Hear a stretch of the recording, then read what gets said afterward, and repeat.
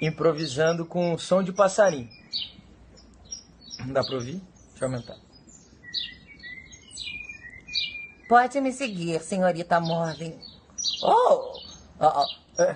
Está muito barroso. Eu peço desculpas. Meu marido ainda não fez o caminho com as pedras. Emily, você está aí dentro? Sou eu que estou aqui, mamãe. Eu estou com a senhorita Momlin. Pode entrar. Olá, senhorita Momlin. Como você está crescendo? Em que posso ajudar? A senhorita contou para ela, mamãe?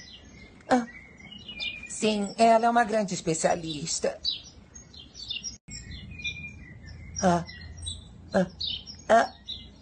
Está bem. Pode entrar por aqui. Oh,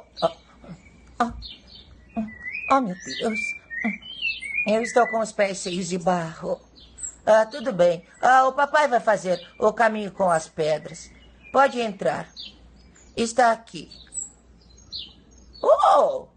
Meu Deus! Vocês têm um gavião azul da montanha? Sim, senhorita Momlin. Ele caiu esta semana na floresta. Nós ouvimos de longe. Mas que estranho. Um gavião azul da montanha caindo na floresta? Isso não é comum.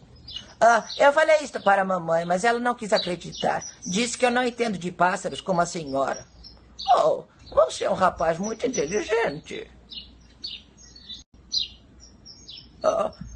Deixe-me ver. Você está machucado, rapaz. Esta é a segunda vez que vejo um gavião azul da montanha. A primeira vez que vi, eu era apenas uma garota. O meu pai, grande conhecedor dos pássaros, me dizia: Momlin, este é um pássaro azul da montanha. Oh, meu Deus. Eles são muito raros, então.